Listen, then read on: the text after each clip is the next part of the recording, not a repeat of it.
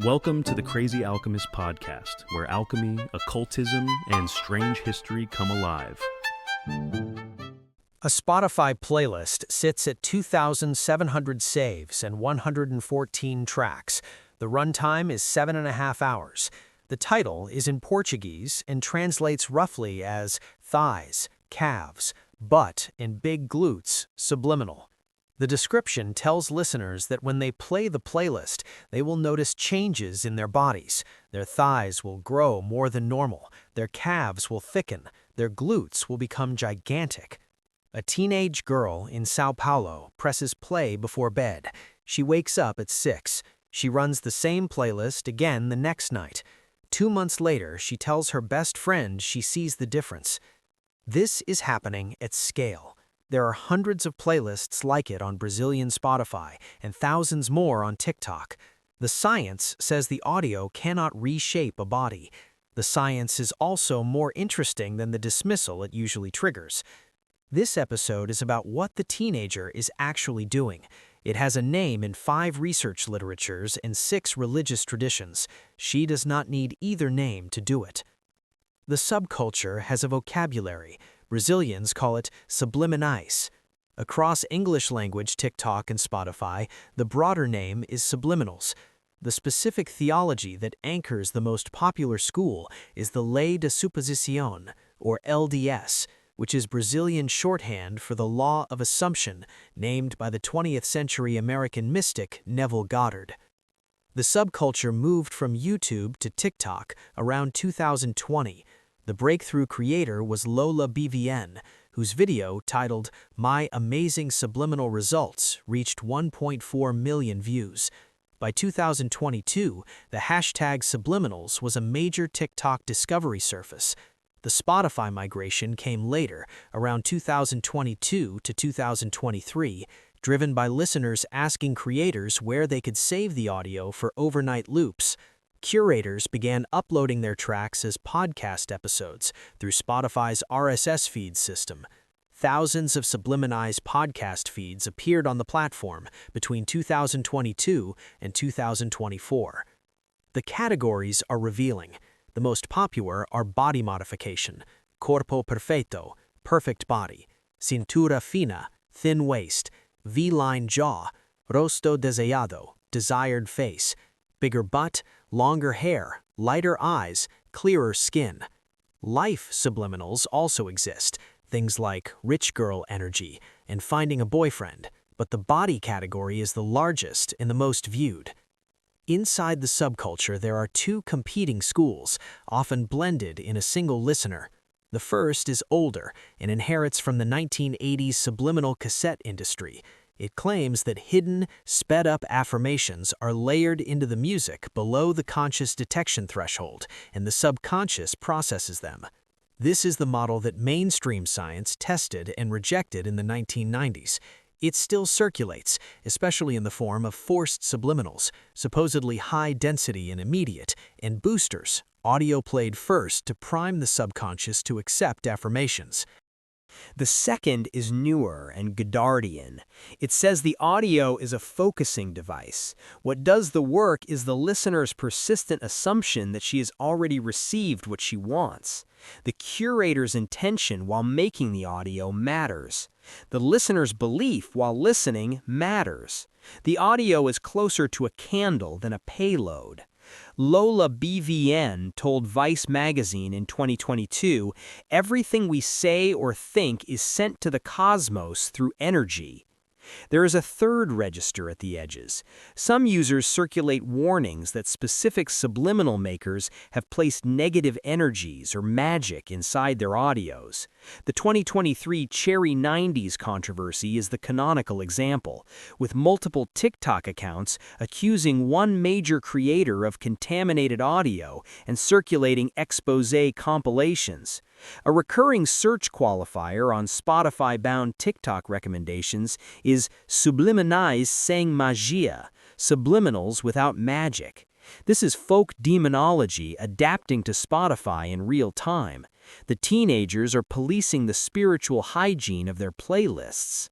The contemporary scene has a forgotten ancestor. His name was Barry Konikoff. In 1977, in Grand Rapids, Michigan, he founded a company called Potentials Unlimited. Konikoff had a marketing degree and 3 weekend hypnosis courses. He recorded cassette tapes that promised, beneath their surface music, embedded subliminal messages for self-improvement. The catalog covered weight loss, smoking cessation, memory enhancement, sexual function, anxiety reduction. There were tapes for thumb-sucking and tapes for housekeeping. By 1988, the Los Angeles Times described him as a millionaire. By 1990, his cassettes sold roughly 1 million units a year through bookstores, mail order, and the back of magazine ad pages. The marketing was the same as the modern subcultures. Buy the tape, play it, your body and your mind will change because the audio carries hidden instructions to your unconscious. Then the FDA arrived and forced Konikoff to soften his efficacy claims, though the company kept selling. Then the IRS arrived. In 2001, Barry Konikoff was convicted of conspiracy to defraud the United States and 3 counts of failure to file federal income tax returns. He was sentenced to 87 months in federal prison. Potentials Unlimited still exists. The website is up, the cassettes have become MP3s, and the product catalog of 2025 is the catalog of 1990 with new packaging. 2 things deserve attention. First, the cassette industry survived federal prosecution because the buyers kept buying. The legal trouble was about taxes, not about whether the audio worked. The science was already against him by 1991. The market did not care. Second, the product line of 1985 is the product line of 2025, with 35 years of computing in between. A Brazilian teenager loading Subliminal Corpo Perfeito onto her phone is doing what her grandmother could have done with a Konikoff cassette in 1985, and what an Austrian housewife could have done with a Coué auto-suggestion booklet in 1925. The audio carrier changes, the transaction does not. The science arrived in 1991. Anthony Greenwald and 3 colleagues at the University of Washington published a paper called Double-Blind Tests of Subliminal Self-Help Audio Tapes in the journal Psychological Science. Their design was elegant. The researchers bought commercial subliminal tapes for 2 purposes: memory improvement and self-esteem improvement. They swapped half the labels. Subjects who thought they were getting a memory tape actually received a self-esteem tape. Subjects who thought they were getting a self-esteem tape actually received a memory tape. After 1 month of daily listening, the researchers measured memory and self-esteem. The result was clean. Neither tape produced its specific claimed effect. There was a generalized improvement in both groups, indistinguishable from placebo. And then there was the strangest finding. About 1/3 of subjects developed the illusion of label-specific improvement. They believed their memory had improved if they thought they had used a memory tape. They believed their self-esteem had improved if they thought they had used a self-esteem tape. The labels produced the perceived effect, the audio did not. In 1992, Philip Miracle and Jim Skanes replicated the design for weight loss tapes. Same null result. The cassette industry never recovered. The science had named the trick. The subliminal payload was inert, but the tape worked anyway because the buyer believed it would. The believer's response in 1991 was identical to the believer's response in 2026. The studies were missing the effect, they said, because the conditions were wrong. The tapes were not forced enough. The researchers were not accounting for the listener's intention. The same argument structure has been preserved across 35 years and 2 complete changes of medium. What the participants did not notice at the time, and what we have the benefit of hindsight to notice now, is that the 1991 study did not actually disprove the practice. It disproved one explanation. The audio payload model failed the test. The other model, that belief and ritual and repetition do work with audio as a possible vehicle, was barely tested at all. Greenwald and his colleagues had buried Barry Konikoff. Emil Coué was untouched. Walking the lineage backward from a Brazilian teenager's 2026 Spotify playlist takes you through a recognizable American series of figures, then through a French pharmacist, then to a New England clockmaker. They share a structure. Phineas Parkhurst Quimby was born in 1802 in Lebanon, New Hampshire, and worked as a clockmaker in Belfast, Maine. In his 20s, tuberculosis was killing him. He had been told to drink calomel, a mercury compound that loosened his teeth without curing the disease. Doctors gave him no hope. He cured himself, by his own account, by getting in a horse and carriage and driving at unsafe speeds. He called the cure intense excitement. Out of the experience came a healing practice that rejected medicine in favor of talking patients out of their illnesses. His core claim was that disease is a mental error and that correcting the thought corrects the body. His own flyer, addressed simply to the sick, survives. His method, in his words, the truth is the cure.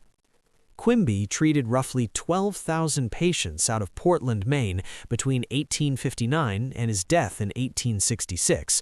One of them was Mary Baker Eddy. She went on, in 1879, to found the Church of Christ Scientist, better known as Christian Science.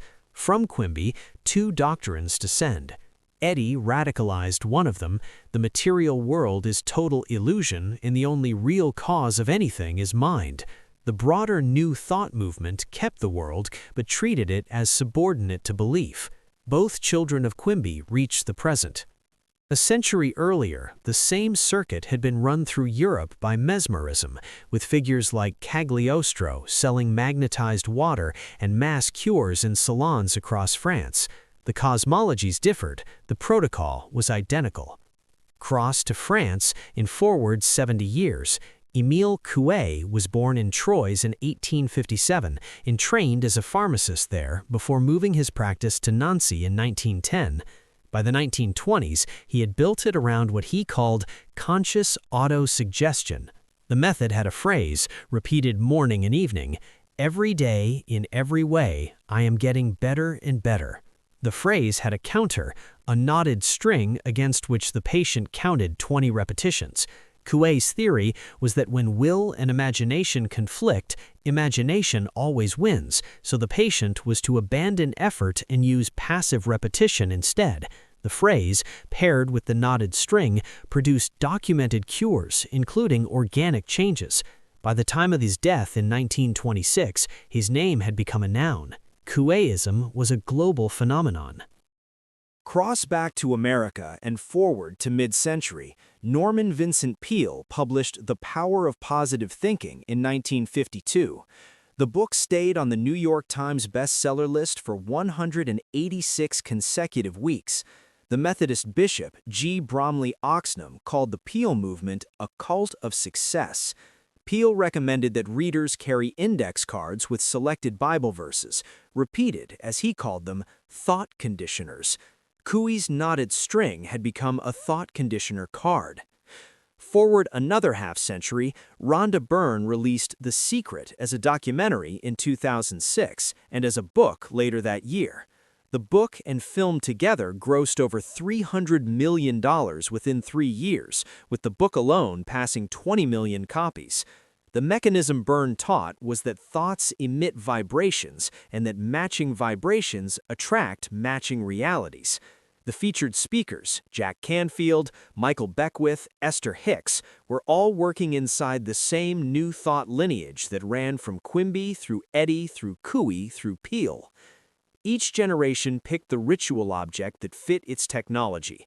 The clockmaker had spoken explanations, the pharmacist a knotted string, the post-war pastor index cards with Bible verses, the 1980s adult a Konikov cassette, the 2006 housewife a vision board and a copy of The Secret, the 2026 teenager Spotify and headphones.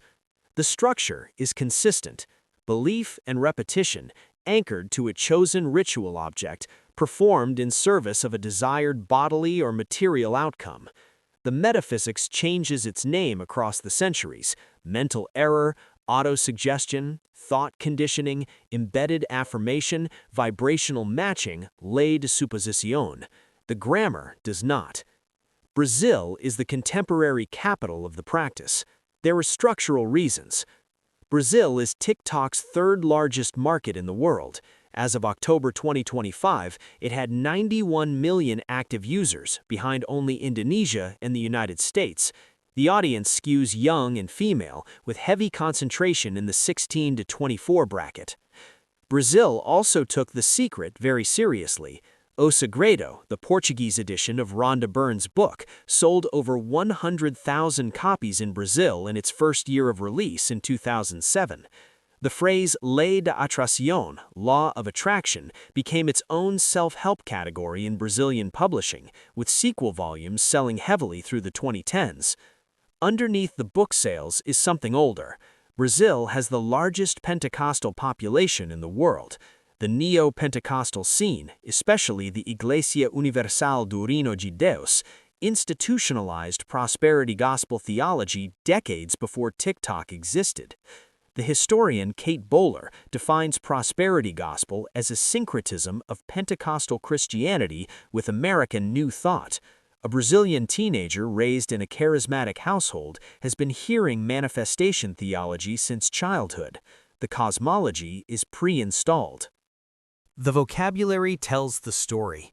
Brazilian subliminal TikTok has converged on the term LDS, Lei de la Supposition, the title Neville Goddard gave his version of New Thought in the mid-20th century. The teenagers performing the practice are using English-language American vocabulary translated into Portuguese, attached to a religious grammar they already knew.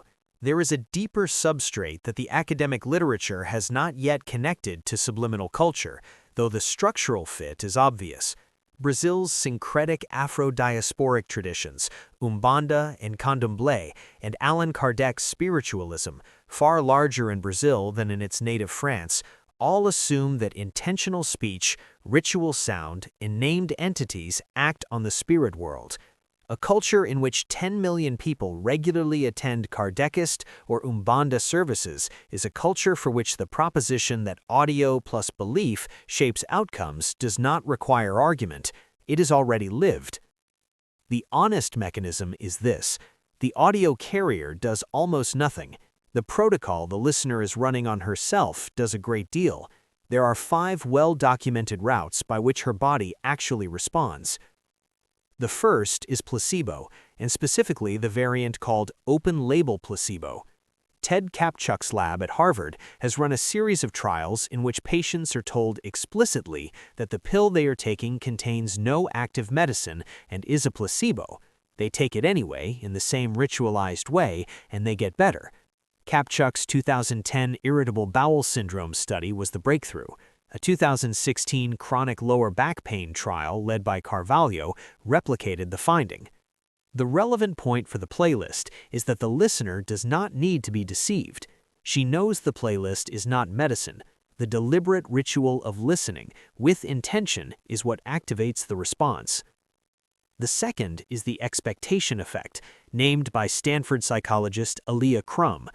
In her 2007 hotel maid study with Ellen Langer, half the maids were told their daily work counted as exercise. They lost weight and saw drops in both blood pressure and body fat. The other half kept doing the same work and showed no change. In her 2011 milkshake study, the same milkshake produced sharper hunger hormone suppression when labeled indulgent than when labeled sensible. The body responds to what the mind believes is happening to it. The subliminal listener who believes a transformation is in progress is feeding her endocrine system the same instructions Crum's milkshake label fed her subject's ghrelin response. The third is behavioral drift. Less studied, more obvious. A teenager who believes her glutes are growing probably starts walking with more pelvic engagement and doing extra squats without thinking about it. She eats slightly more protein and sleeps with the playlist on, which means she actually sleeps. The body change is real, and the cause is a behavioral cascade triggered by belief. This is also how the Lourdes pilgrimages produce documented improvements and how the gym subculture works. The fourth is music's direct effect on the body. Valerie Salenpour and her colleagues published a 2011 paper in Nature Neuroscience showing that peak musical moments release dopamine in the striatum, with the peak experience itself localized to the nucleus accumbens.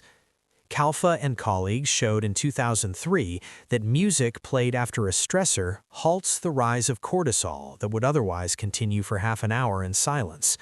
Looped music conditions the response over time. After 2 weeks of using the same playlist before sleep, the first chord triggers the relaxation response on its own. This is Pavlovian conditioning, and the subliminal playlist is, accidentally, a deliberate conditioning protocol. The fifth is conditioned hormonal response, the deepest layer. Robert Ader and Nicholas Cohen showed in 1975 that rats could be conditioned to suppress their own immune systems using nothing more than saccharin water previously paired with an immunosuppressant drug. The saccharin alone, after conditioning, suppressed immunity. Subsequent human work confirmed the mechanism with cyclosporin and a flavored drink. The body learns to produce hormonal and immune responses to neutral stimuli through repeated pairing. A subliminal listener who pairs her playlist with body image visualization for months is running the same Pavlovian conditioning protocol on her own hypothalamic pituitary axis. The playlist becomes the conditioned stimulus, the hormonal response becomes the conditioned response. 5 mechanisms.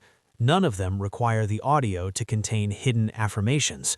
All of them require what the practice already supplies: belief in repetition, ritual, and time.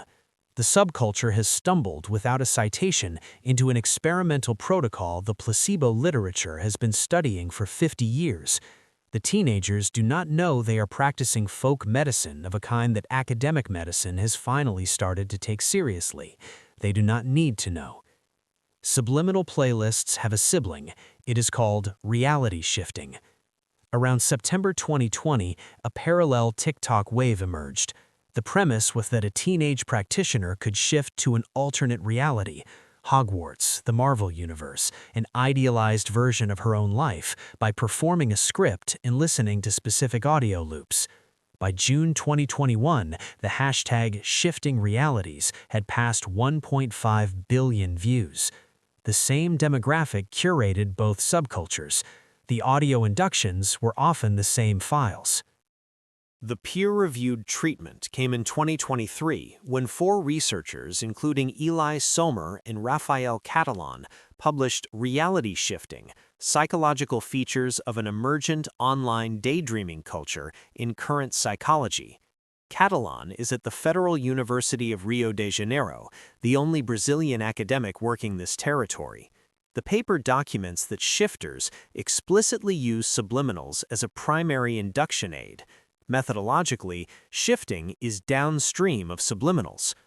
The shared psychological space is what Sommer calls dissociative absorption, the capacity to allocate attention completely inward.